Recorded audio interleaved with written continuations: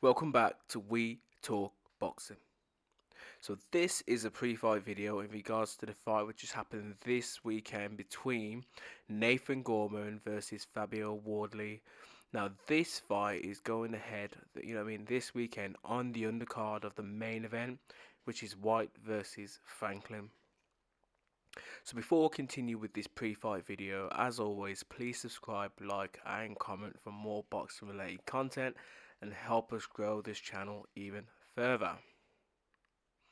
So both men, go into this fight, and square off for the vacant British heavyweight title, which was recently vacated by no other than Joe Joyce. So both men have good boxing records, with Gorman having 20 fights with 19 wins to his name, 13 KOs and 1 loss. Fabio Wardley, on the other hand, has a perfect record, 14 fights with 14 wins with 13 KOs to his name. So this fight screams knockout. Both men, have good KO power, and again their records are brilliant. And for a domestic heavyweight British title class, I think this is going to be potentially the fight of the night. So, when looking in the rankings between both guys, they're not ranked in any of the governing bodies' top 15.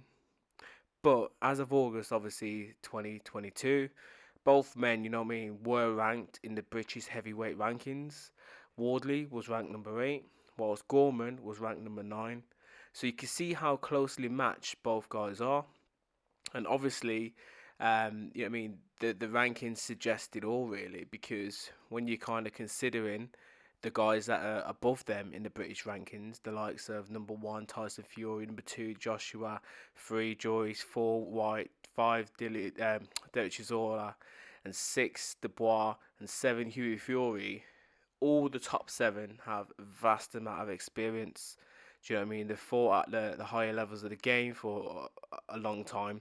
Do you know what I mean? So realistically, this is Wardley and Gorman's chance now to prove on the big scene that, they are challengers, and it is their time to potentially, hopefully win this vacant British title and then plod on, who knows, go for the European title and then maybe step up to some other world level challenges, because realistically none of these guys are going to be getting a world title shot anytime soon. But as I said earlier, it's a brilliant domestic title fight between two boxers who have outstanding records, and I think are going places regardless of the result on Saturday. So the physical stats between both of these guys, it sees them pretty much fairly even, to be honest.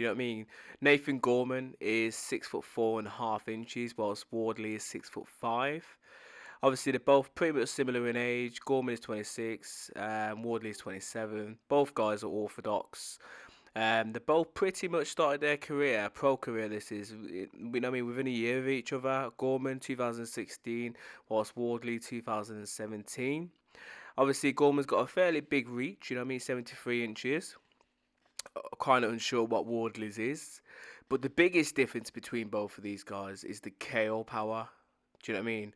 Wardley, obviously, he's only had 14 fights, but he's got 13 KOs to his name, so his KO percentage is quite high, with being 93%. Whilst Gorman, he's had 20 fights with 13 KOs, so obviously his KO rate is 65%. So obviously he's had more fights, and he hasn't obviously knocked all of them out, so that's brought his KO percentage a little bit further down. But as I said, I feel like this is a very, very evenly matched. I feel as if it's probably more evenly matched compared to, when Gorman fought Dubois. But I'll talk about that later. Do you know what I mean? That was a brilliant fight, to be fair. And at the time, both guys were considered quite highly, amongst, the British heavyweight scene. They were pretty much considered the next best thing, in British heavyweight boxing. But obviously, one's progressed and the other one's kind of regressed in my eyes. Now, when looking at, the opposition that both guys have faced to date, do you know what I mean? It sees Gorman having shared the rings with the likes of, Kevin Johnson, Richard Lartey, and probably his most noticeable, opponent is Daniel Dubois, who he suffered, a fifth round KO victory, loss, to Daniel Dubois. And obviously, I think that was back in 2019, if I'm right, something like that. But anyway, Wardley, on the other hand, he's, shared the ring with Richard Latte, Eric Molina, Chris Healy, and obviously Nick Webb. So both guys have been in the ring with similar type of opponents and opposition, but they do share a common opponent, and that is Richard Latte.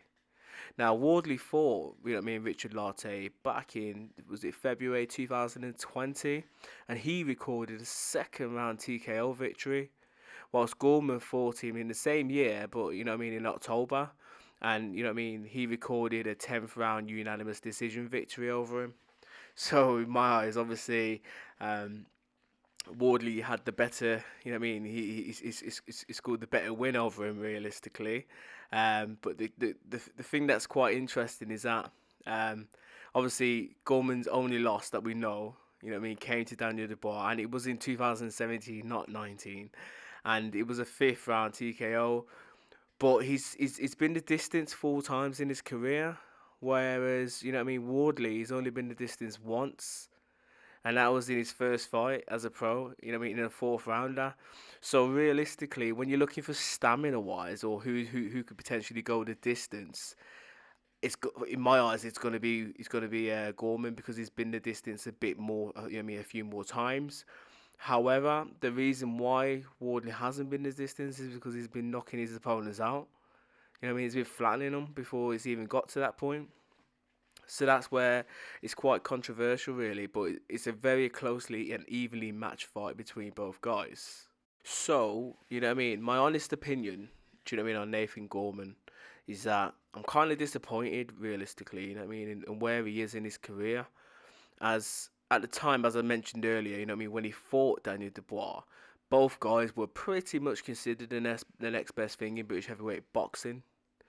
But, most people at the time suggested that this fight between both guys was, a bit premature, and that, it shouldn't have gone ahead. And now, knowing where both guys are in their careers, I'd probably have to agree with these guys. Because realistically, I feel as if, it's kind of curtailed Gorman's progress. Whereas Dubois, who is what, WBA regular champion now, and potentially going to be fighting against, who knows, maybe even a Tyson Fury next year, or other bigger names in the heavyweight division. Whilst Gorman is still fighting at a British level, and I feel as if, Gorman should be potentially, fighting against maybe some Europe, for a European title, or maybe some fringe heavyweight fighters. Do you know what I mean? To help him climb up into some of these rankings, because realistically, he should be trying to push on for like world honors. And I get it that he's trying to be true and obviously go down the British route, win the British title, then progress on to maybe Commonwealth or European, and then fringe or world level title. I get all that, but his career's stagnated for me, and he has got talent. You know what I mean? But I feel sometimes his discipline away from boxing has probably been the difference. I feel as if he's probably been a little bit more dedicated, you know what I mean, then potentially might be a little bit further in his career as well. And one thing he has to do is to try and build up his fan base.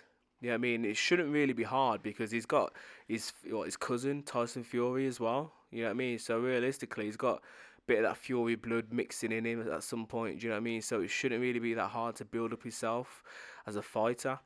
But I feel as if this is his opportunity now, and in my eyes, he has to beat Wardley, because if he doesn't beat Wardley, then he's going to curtail even further, and who knows what might happen after that. You know what I mean? He might just end up being a gatekeeper for like for the next British fighters. Do you know what I mean? So it's quite interesting. But in my eyes, it's a very closely evenly matched fight. I do like Wardley. You know what I mean? I feel as if Wardley's got something. Do you know what I mean? He hasn't been tested though. That's the only thing, and I feel as if this fight is definitely going to be tested. Gorman's not going to be any sort of slouch. He's not going to just, stand there, take a hit and go down. He's actually going to pull it on Wardley. So Wardley better be in good shape and you better be in there to kind of fight, because it's going to be, you know what I mean, it's going to be a tough fight. And as I said earlier, it could be fight of the night in my eyes. Now, I normally do a prediction at this point, but because, you know what I mean, in my eyes, this is such an evenly, closely matched fight, it's kind of hard to score it. You know what I mean? I just hope that it's as good as what you know what I mean, I believe it's gonna be. I hope it's not a bore, you know what I mean? I hope it's quite exciting from the get go. Both guys go out there, you know what I mean, they pull it on each other, but they try and showcase what they've got and what they're about, because this is their center stage. You know what I mean? They're on the undercard, co-main event to, you know what I mean, Dillian White and Franklin.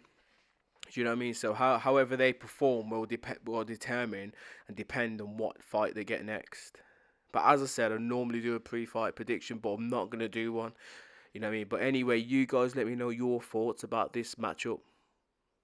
Who do you think's gonna win, and how? KO, TKO, points, stoppage. Do you know what I mean? Who do you think's got the better boxing skills between Gorman and Wardley? Let me know in the comments below, and as always, please subscribe, like, comment, and share for more boxing related content. Bless.